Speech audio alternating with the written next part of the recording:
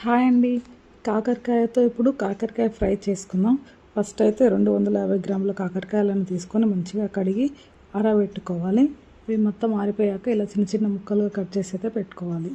తర్వాత ఒక కడాయి తీసుకొని జీలకర్ర ఆవాలను ఇలా కొంచెం ఆయిల్ లేకుండా వేపుకోవాలి. కొంచెం వేగిపోయాక తీసి ఒక బౌల్లో వేసుకొని అదే కడాయిలో కొంచెం నూనె తీసుకొని కాకరకాయలను అయితే వేపుకోవాలండి. బాగా అంటే వాటిలో కలర్ చేంజ్ అయ్యేంత వరకు వేయించుకోవాలి.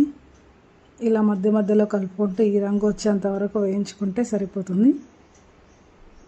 ఇలా మొత్తం అయితే వేగిపోయా తీసి అయితే ఒక ప్లేట్లో అయితే వేస్తున్నాను. ఇలా మిగతా కాకరకాయలను కూడా ఇలానే వేయించుకోవాలి. ఇవి మొత్తం వేయించాక వాటిలో మనకు చేదు అంతా పోతుంది కదండి. ఇలా వేగుతున్నప్పుడే చేదు అంతా వెళ్ళిపోతుంది. అందుకే ఇలా వేయించుకుంటే బాగుంటుంది. ఇలా రెండోసారి కూడా వేసి ఇవి బాగా వేయించుకొని ఇవి కూడా తీసి అదే ప్లేట్లో అయితే వేస్తున్నాము.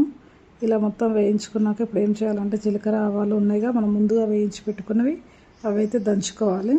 దంచుకొని ఒక మెత్తటి పౌడర్ లాగా చేసుకుంటే చాలు. చూడండి, అవి అయితే ఆ కాకరకాయలు అయితే వేస్తున్నాము. ఆ పౌడర్ని జీలకర్ర ఆవాల పౌడర్ వేసి మొత్తం ఈ కాకరకాయలకు పట్టేంత వరకు కలిపేసుకోవాలి.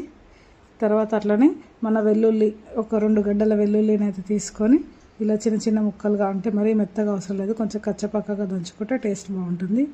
తర్వాత ఇవి మొత్తం దంచుకొని అవే కాకరకాయల్లోకి వేసాక కొంచెం మిగిలిన ఆయిల్ ఉంది కదండి, మనం మిగిలినాక కాకరకాయలు వేయించుకున్నవి మనమైతే ఇప్పుడైతే పోపు పెట్టేసుకుందాం.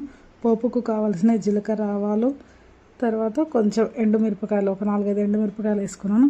తర్వాత ఇంకొంచెం వెల్లుల్లి ఇంతకుముందుకు మనం దంచుకున్నాం కదండి కచ్చపక్కగా, ఆ వెల్లుల్లిని అయితే వేసి కొంచెం కరివేపాకు పసుపు వేసి మొత్తం కలిసేలాగా కలుపుకున్నాక తర్వాత మీ రుచికి తగినంత ఉప్పు కారం అయితే వేసుకోండి. ఇలా ఉప్పు కారం వేసి ఈ ఉప్పు కారం కూడా కొంచెం నూనెలో అయితే వేగాలి. ఎందుకంటే మనకు కారం అనేది కొంచెం ఉండకుండా ఇలా మొత్తం వేయించుకున్నాక తర్వాత ముందుగా వేయించి పెట్టుకున్న కాకరకాయ ముక్కలను అయితే వేసి ఇలా మొత్తం కలిసేలాగా కలిపేసుకోవాలి. చూడండి, పైకి కిందికి అంటూ మొత్తం కలిసేలాగా కలుపుకుంటే మన కాకరకాయ అయితే సూపర్ టేస్ట్ ఉంటుందండి. ఇదైతే ఎన్ని రోజులైనా నిల్వ ఉంటుంది. తర్వాత లాస్ట్లో కొంచెం సగం నిమ్మ చెక్కను పిండుకుంటే సరిపోతుంది. టేస్ట్ అయితే చాలా బాగుంటుంది. ఎవరైనా తినని వారు కూడా చాలా ఇష్టంగా తింటారు. అంత టేస్టీగా ఉంటుందండి. మనకు అన్నంలో వేడి అన్నంలో వేసుకొని తిన్నామంటే చాలు. అంతేనండి, మన కాకరకాయ అయితే రెడీ అయిపోయింది. బంద్ చేసుకొని మనమైతే ఇది చల్లారాక ఒక డబ్బాలో పెట్టుకొని స్టోర్ చేసుకున్నామంటే ఎన్ని రోజులైనా ఉంటుందండి, ఖరాబ్ అయితే అవ్వదు. అంతేనండి. ఈ వీడియో కనుక మీకు నచ్చినట్లయితే please like, share, subscribe. Thank you.